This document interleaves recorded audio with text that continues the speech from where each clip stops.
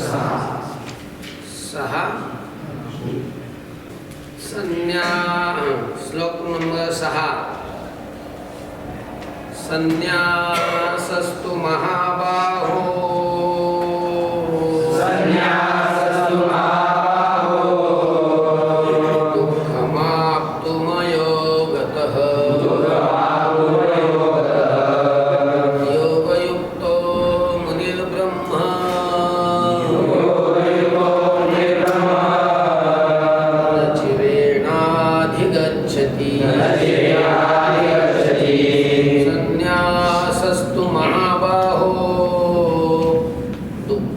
दुःखमाप्तुमयो गतः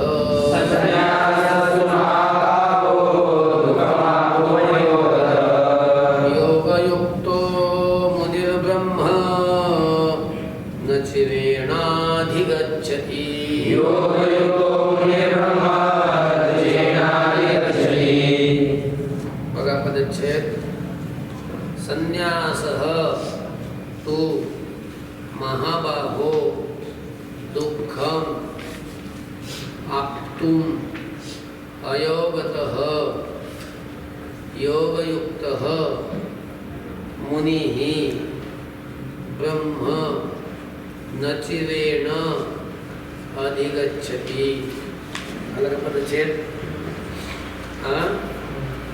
आता घ्यायचा अगोदर महाबाहो महाबाहो म्हणजे हे अर्जुना मोठे हात असलेल्या अर्जुना अयोगतः संन्यासः तु आप्तुं दुःखम असं घ्यायचं अयोगतः योगाचं अनुष्ठान न करता योग न करता इथं कोणता योग कर्मयोग इथं कोणता योग घ्यायचा कर्मयोग कर्माचं आचरण न करता संन्यासः तु कर्माचा संन्यास प्राप्त होणं संन्यासः आप्तुम संन्यास प्राप्त होणं दुःखम हे कसं आहे दुःखदायक आहे म्हणजे कष्टदायक आहे समजते का म्हणजे कर्माचा आरंभच केला नाही कर्माचा केला नाही कर्माचं अनुष्ठानच केलं नाही तर त्याला कर्मसंन्यास प्राप्त होणे एवढं सोपं आहे का हा कर्माचा संन्यास होणं शक्य आहे का अरे कर्माचं अनुष्ठान करावं लागतं कर्मानं चित्तशुद्ध झालं मग चित्तशुद्ध झाले वैराग्य प्राप्त होतं मग ज्ञान प्राप्त होतं गुरुची उपासना केल्यावर आणि मग झालं नाही मग ज्ञान प्राप्त झाल्याच्या नंतर मग त्याला कर्मराहित्य स्थिती प्राप्त होत असते त्यानं कर्मच केलं नाही अशा पुरुषाला कर्माचा संन्यास प्राप्त होणं कसं आहे दुःखदायक कळलं कष्टदायक पण योगयुक्त पण कर्माचं आचरण करणारा असा जो योगी पुरुष तो न चिरेण असा मुनी असा तो मुनी न चिरेण ब्रह्म अधिगच्छति तात्काळ अशा प्रकारे न चिरेण म्हणजे काय तात्काळ ब्रह्म अधिगच्छति ब्रह्म प्राप्त करतो तो ब्रह्माला प्राप्त होतो लक्षामध्ये अजून एकदा सांगू का बघा महाबाहो म्हणजे हे मोठे हात असलेले अर्जुना अयोगतः कर्माचं आचरण न करता संन्यासः तु संन्यास आप्तुम म्हणजे प्राप्त होणं दुःखम म्हणजे कसं आहे दुःखदायक आहे म्हणजे कर्माचं आचरण न करता संन्यास प्राप्त होणं हे कसं आहे दुःखदायक आहे कठीण आहे परंतु योगयुक्त पण योगाचं अनुष्ठान करणार म्हणजे योगाचं आचरण करणार म्हणजेच कर्माचं आचरण करणारा जो मुनी आहे तो नचिरेण ब्रह्माधिगच्छति तात्काळ अशा प्रकारे काय होतो ब्रह्माला प्राप्त होतो किंवा ब्रह्म प्राप्त करतो आलं योगयुक्तो विशुद्धात्मा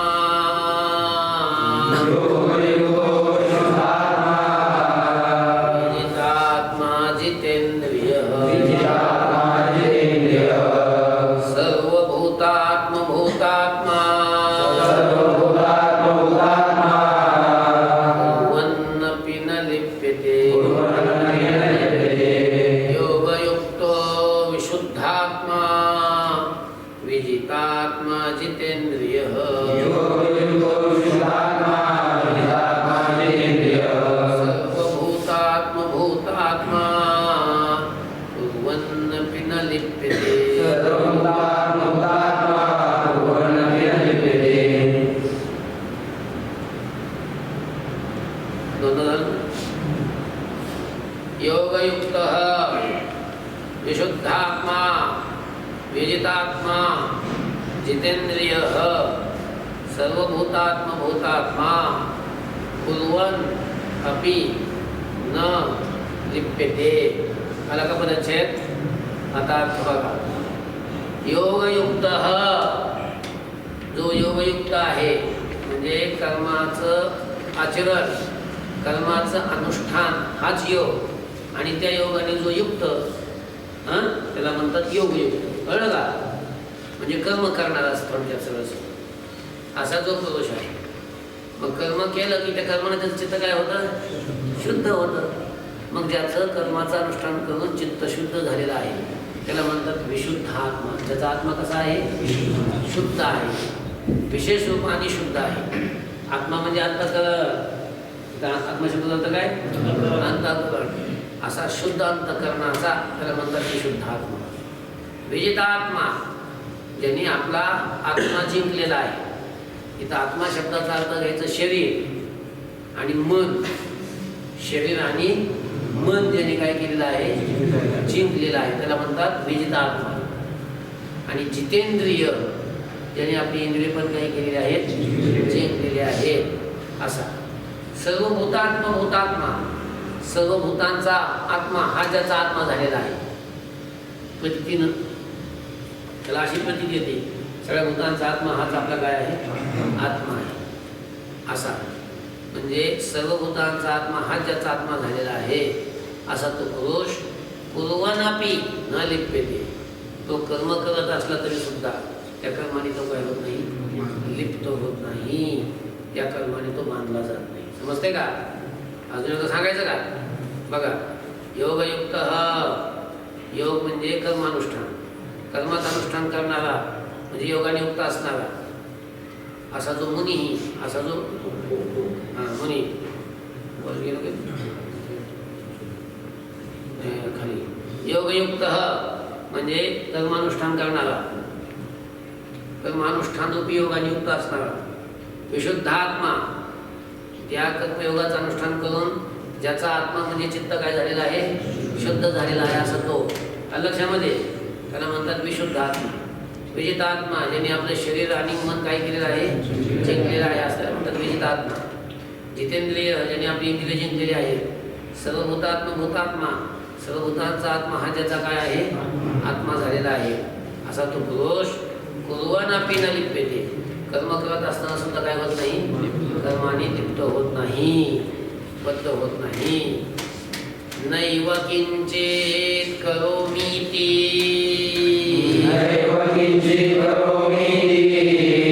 युक्तो मन्येत तत्त्ववित्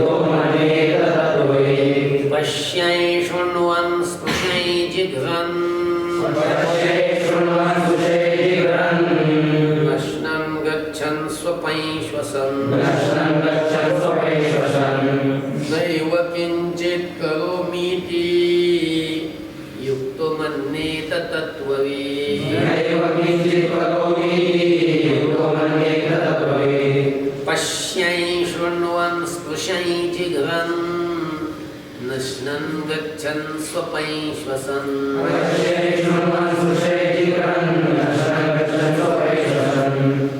प्रलपन् विसृजन् गृह्णन्.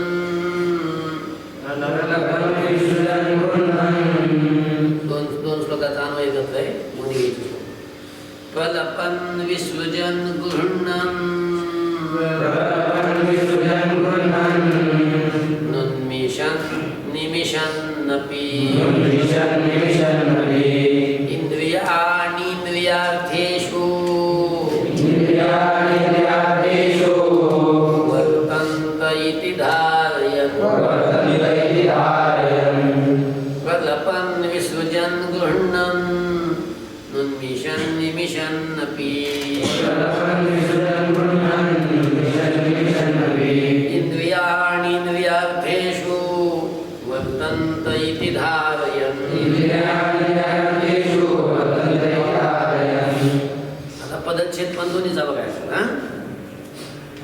न एव किंचित करोमि इति युक्तः मन्येत तत्ववित् पश्यन् नचा य झालाय संधी होऊन व्यंजन संधीचे नियमन पश्यन् शृण्वान् स्पृशान् जिघ्रान् अश्नान् गच्छान् स्वपान् श्वसान् प्रलपान् विसृजान् गृह्णान् उन्मिषान् निमिषान् अपि आला का पद छेद हां नाही अजून काय करतो इंद्रियाणि इंद्रियार्थेषु वर्तन्त इति धारयन् आलं इथपर्यंत आहे म्हणजे 2 श्लोकाचा पदच्छेद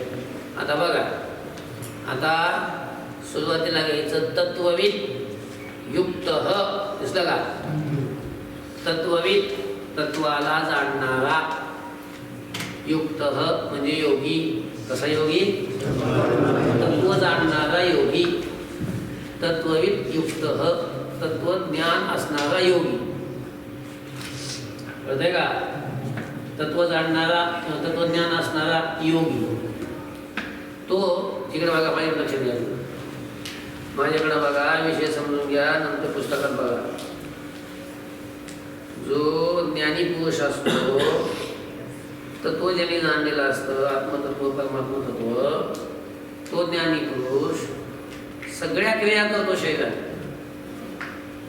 शरीराने सगळ्या क्रिया करत असतो डोळ्यांनी पाहत असतो कानाने ऐकत असतो हाताने घेत देत असतो पायाने चालत असतो आहे का नाही त्या सर्व क्रिया करत असतो पण सगळ्या क्रिया जरी त्यांनी केल्या पण हे सगळे इंद्रिय त्यांच्या विषयामध्ये प्रवृत्त होत असतात मी मात्र काहीच करत नाही मी म्हणजे आत्मा काहीच करत नाही असा त्याचा निश्चय असतो असं तो मानित असतो कोण तत्वज्ञानी तो तत्वज्ञानी योगी आहे तत्वज्ञान झालेला जो योगी आहे तो पुरुष या सगळ्या क्रिया करतो शरीराने त्याच्या सगळ्या क्रिया होत असतात सगळा व्यवहार होत असतो पण सगळ्या क्रिया करत असला तरी सुद्धा त्यात तो क्रियेनं लिप्त होत नाही का लिप्त होत नाही कारण ती मी करीतच नाही असं म्हणत असतो मी कोण करतो इंद्रिय करतात डोळे पाहतात कान ऐकतात मला काय समजलं नाही मी त्याच्यावर कसं वेगळं आहे असं स्वतःला आत्मस्वरूपाला तो अलिप्त काय करत असतो समजत असतो म्हणजे जाणत असतो आलं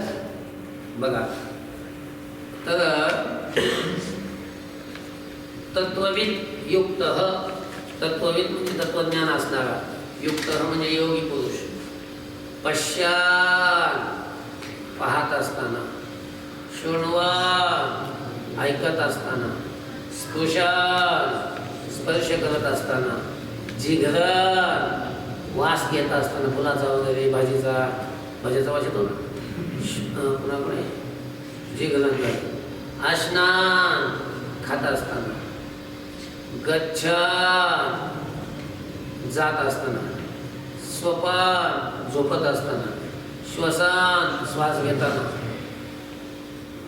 प्रलपान प्रलाप करताना म्हणजे बडबड करताना बोलत असताना विसर्जन मलमूत्राचा त्याग करताना गृह्णान काही घेताना स्वीकारताना उन्मिषान डोळे उघडताना निमिषान डोळे झाकताना सुद्धा इंद्रियाणी इंद्रियार्थेषु वर्तन्ते हे सर्व हे सगळं करत असताना इंद्रिय त्यांच्या विषयामध्ये काय होतात वर्तन करतात इति धारयन असा निश्चय करून आता वरच्या वेळेला पहिले वेळ असा तो निश्चय करून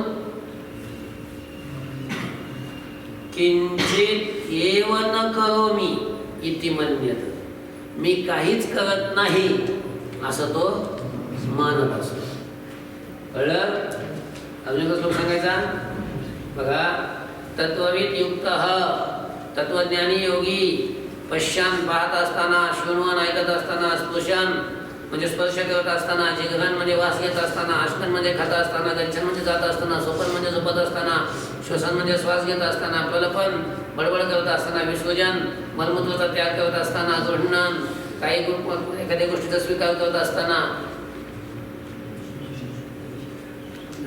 उन्मिषान डोळे उघडीत असताना निमिषान डोळे झाकत असताना सुद्धा इंद्रियाणी इंद्रियार्थेषु वर्तन्ते, इंद्रियच इंद्रियाच्या विषयामध्ये काय होतात, वर्तन करत असतात. इति धारयत असा निश्चय करून अहम किंचित एव न करोमि, मी काहीच करत नाही. इति मन्यत असं तो मानतो, प्रमाणात असतो. ब्रह्मण्याधाय कर्माणि संगं त्यक्त्वा करोति यः लिप्यते न स पापेन पद्मपत्रमिवाम्भसा. ब्रह्मण्याधाय कर्माणि संगं त्यक्त्वा करोति यः लिप्यते न स पापेन पद्मपत्रमिवाम्भसा. ब्रह्मणि आधाय कर्माणि संगं त्यक्त्वा करोति यः लिप्यते न सः पापेन पद्मपत्रम इव अंभसा. इव अंभसा आलं का? आता बघा, यह म्हणजे जो पुरुष, दिसलं कुठे ते? यह म्हणजे जो पुरुष कर्माणि ब्रह्मणि आधाय, सगळे कर्म हे ब्रह्माला अर्पण करून, कुठं अर्पण करतो? ब्रह्माला अर्पण करून संगम त्यक्त्वा करोति, फलासक्तीचा त्याग करून. कर्म करायचं पण त्याच्या फलासक्ती धर्मामध्ये धरायची नाही, असं त्या फलासक्तीचा संगम त्याग म्हणजे फलासक्ती, त्याचा त्याग करून करोति, तो करतो. काय करतो? कर्म करतो. बघा, जो पुरुष सगळी कर्म ब्रह्म अर्पण करून म्हणजे ब्रह्माला अर्पण करून आसक्तीचा फलासक्तीचा त्याग करून सगळी कर्म करतो, सह पापीन न लिप्यते, तो पापाने लिप्त होत नाही. म्हणजे आपण कर्म करायचं आणि ब्रह्म अर्पण करायचं, म्हणजे परब्रह्माला ईश्वराला अर्पण करायचं. असं ईश्वर समर्पित बुद्धीनं जर कर्म केलं आणि पुन्हा फलाची इच्छा करायची नाही, असं फलासक्ती सोडून जर आपण कर्म केलं तर तो कर्म करणारा मनुष्य पापाने लिप्त होत नाही. कळलं का? कशाप्रमाणे? अंभसा पद्मपत्रम इव, पाण्याने जसं पद्मपत्र लिप्त होत नाही त्याप्रमाणे. पद्म माहिती आहे तुम्हाला? पद्म म्हणजे कमळ, पत्र म्हणजे पान, पद्मपत्र म्हणजे कमळाचं पान. हे कुठं असतं? कमळाचं ते कमळच पाण्यात येतं, पान कुठं असणार? पाण्यातच असतं ते कमळाचं पान, पाण्यातच राहतं काय म्हणजे. पण पाण्यात असून सुद्धा ते पाण्यानं ओलं होत नाही, ते भिजत नाही, पाणी त्याला स्पर्श करीत नाही. कोणाला? त्या पानाला पाण्याचा स्पर्शच होत नाही. असं असतं ते कमळाचं पान, पाण्यात राहून पाण्याचा स्पर्श होऊ देत नाही. तसं हा मनुष्य जो आपण केलेली कर्म ब्रह्माला अर्पण करतो आणि ब्रह्माला अर्पण करून फलासक्ती सोडून जो कर्म करतो, तो कर्म करत असला तरी पापेन न लिप्यते, तो पापाने काय होत नाही, लिप्त होत नाही. कशाप्रमाणे? पद्मपत्रमिवाम्भसा, म्हणजे अंबसा पद्मपत्रमिव, पाण्यानं जसं पद्मपत्र लिप्त होत नाही त्याप्रमाणे. कळलं का? ओम शांती शांती शांती.